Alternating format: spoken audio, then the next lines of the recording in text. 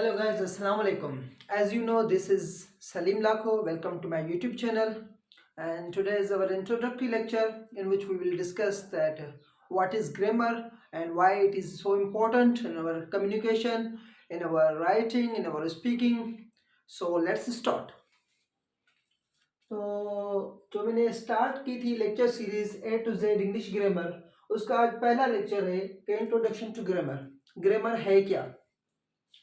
What is grammar? Grammar is the structure of a language. It includes rules for using words, phrases, and sentences correctly.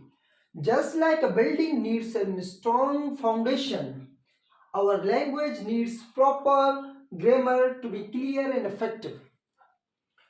तो grammar क्या है कि grammar ये कि structure है language की। It is the structure of language. ये क्या क्या इंक्लूड करता है? It include the rules for using words, phrases and sentences correctly. ये वो रूल प्रोवाइड करता है जो फ्रेजेस, सेंटेंसेस और वर्ड्स को करेक्टली इस्तेमाल करता है। जैसे कि मैं कहूं कि the rule in the language for changing form of the words and joining them into sentence correctly is called grammar. So आगे पढ़े।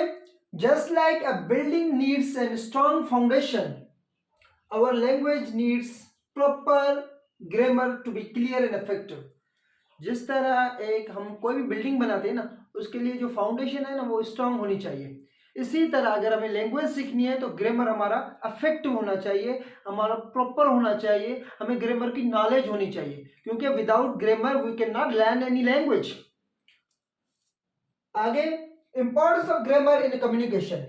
अब बात है कि कम्युनिकेशन ये कैसे इंपॉर्टेंट है। Imagine to talking someone but they can't understand you, grammar helps us. फर्ज करें आप किसी से बात कर रहे हैं, कम्युनिकेट कर रहे हैं, लेकिन वो आपको समझ नहीं रहा। सो ग्रामर हमारी मदद करता है। कैसे? Express our thought clearly. When we have a good grip on grammar we can express our thought clearly. Means हम कम्युनिकेट क्लियरली कर पाएंगे, हमारी जो है ना मिस्टेक्स वगैरह नहीं होगी। Avoid confusion, build confidence in speaking and writing. अगर आपका ग्रामर अच्छा होगा, अगर आपकी ग्रामर पर ग्रिप होगी, तो आप किसी भी वक्त आपको कॉन्फिडेंस होगा, आप किसी से भी बात करते वक्त मायूस नहीं होंगे। उसके बाद फॉर एग्जाम्पल मैंने एक एग्जाम्पल दिया है, ही गो टू मार्केट यस्टरडे। अभी एक इनकरेक्ट सेंटेंस है, ही के साथ गो नहीं लगता, एस और यस लगती है। ये हम फर्दर डिस्कस करेंगे जब ये टॉपिक होगा प्रेजेंट सिंपल टेंस में। लेकिन यहाँ पर ये एग्जाम्पल देने के लिए he went to the market yesterday, अभी करेक्ट सेंटेंस है। यहाँ पर क्या पहले सेंटेंस में क्या लिखा हुआ है? he go to the market yesterday, जो कि इनकरेक्ट है। अब यहाँ पर ये सेंटेंस क्या हुआ? he went to the market yesterday, वो मार्केट गया था। यहाँ पर देखो मीनिंग ही चेंज हो गई। अगर ग्रामर हमें इफेक्टिवली या सही तरीके से नहीं आता तो सेंटेंस की मीनिंग ही गलत है। ठीक होगा जी, आगे बढ़ते हैं। तो तीसरे नंबर पॉइंट है कि importance of grammar in writing. ये राइटिंग में कैसे इंपॉर्टेंट है? जैसे कि whether you are writing an essay और एप्लीकेशन और article, grammar makes your writing clear and professional. पहली बात ये हमारे राइटिंग को क्लियर और प्रोफेशनल बनाता है। लॉजिकल एंड वेल स्ट्रक्चर्ड, ऐसे नहीं कि पहले सर आता है फिर पाँव आ जाए। Well structured, logical means ideas connected होते हैं एक दूसरे से। और वेल स्ट्रक्चर्ड जैसे कि मैं अपना एग्जांपल दे दूं, पहले हमारा सर आता है, फिर नेक आते हैं, फिर ये बॉडी, सारा स्ट्रक्चर ऐसे। और अगर स्ट्रक्चर हमें कौन सिखाता है? स्ट्रक्चर हमें सिखाता है grammar. Without grammar we can not give proper structure to the language. So free from misunderstanding.